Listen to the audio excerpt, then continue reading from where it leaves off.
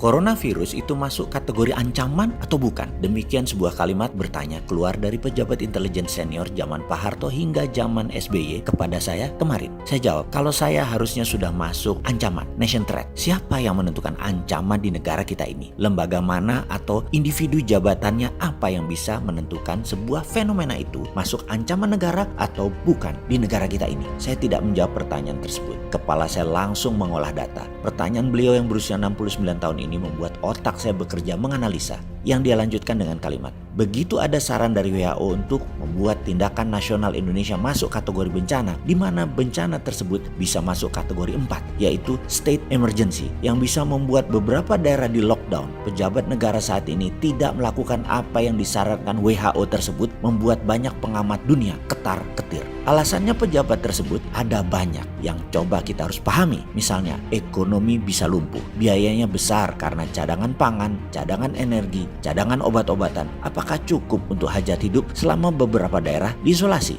Kita coba pahami sisi pejabat negara yang selama ini punya pola sama. Kata bisa rugi, kata tidak ada dana, kata ekonomi berat menjadi alasan paling dominan. Karena itu berat banget untuk negara mengumumkan corona sebagai ancaman negara. Saat ini corona bukan ancaman negara, corona hanya ancaman kesehatan dengan harapan sembuh sendiri gitu ya. Karena ancamannya kesehatan yang bisa mempengaruhi ekonomi, maka keputusannya hanya himbauan sambil berusaha meniru ala Korea Selatan. Yang mana yang ditirunya, bos? Ini menarik karena kalau meniru Korea Selatan, Vietnam, dan Arab Saudi, ternyata ketiganya punya pendekatan yang sama. Mereka melakukan pendekatan ancaman negara atau nation threat, sehingga militer dan intelijen mengambil alih fungsi seperti kesehatan, pertahanan, dan distribusi pangan. Itu yang ditiru. Bener deh, social distancing bisa dilakukan kalau masalah kesehatan, namun new coronavirus, codename-nya COVID-19, adalah biological weapon. Ini harus pendekatannya ancaman negara, yaitu segera putuskan menjadi darurat militer. Apakah lebay ide ini? Boleh jadi lebay. Kita ada baiknya melihat masalah coronavirus yang senjata biologi ini dilihat dari bigger perspektif, kacamata yang lebih luas. 1, ini adalah ancaman negara. 2, ini adalah warfare atau perang. Saat ini pendekatannya adalah darurat sipil dengan strategi social distancing. Rasanya tidak akan efektif. Bisa-bisa ini sudah telat walau masih cukup waktu, dan jika tindakannya tepat. Sudah lebih 200 orang yang terpapar di daerah pandemik, khususnya Jakarta dan beberapa kota lainnya. Jadi ada baiknya kita containment, kita kotakkan. Jakarta masuk pandemik, sudah masuk kategori orange, dan sebaiknya dilakukan social separation,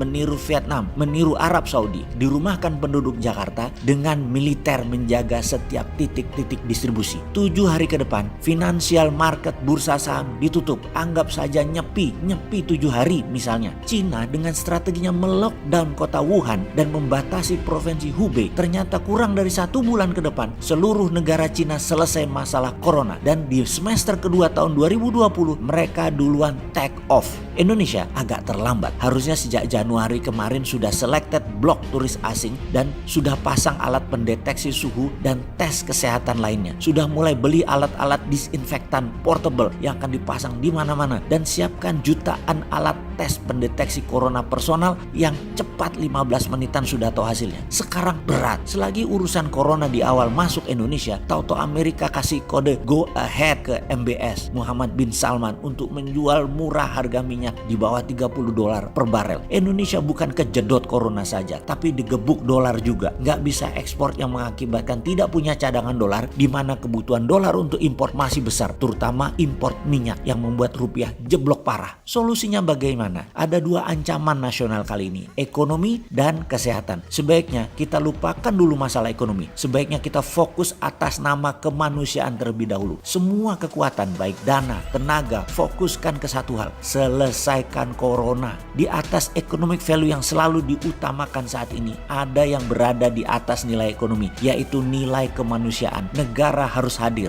Dana nggak sampai 13 triliun, waktunya juga nggak sampai 1 bulan Jakarta di lockdown. Pusat pemerintahan pindah ke Solo atau Jogja, bisa kok. Jakarta plus Jabodetabek lockdown 10 hari kalau perlu. Pakai darurat militer ala Vietnam, ala Saudi Arabia. Kemhan, BNPB, Kasat, Panglima, BIN, dan Menkes bisa selesaikan. Ini bisa semua diselesaikan dengan cepat. Mereka semua adalah men with uniform. Faham sekali apa yang harus mereka lakukan dan apa yang mereka akan lakukan. Seperti di Korea Selatan, semua manusia dites, portable test, semua didisinfektankan selagi semua di lockdown. Hanya personal keamanan yang boleh keluar, kecuali warga yang memerlukan kebutuhan penting seperti ke rumah sakit. Itu pun dikawal tentara. Sekedar pengingat, dengan 227 terpapar, 19 meninggal, itu Iran 3 minggu yang lalu. Sekarang 10.000 terpapar, 1.000 meninggal di Iran karena tidak mau lockdown.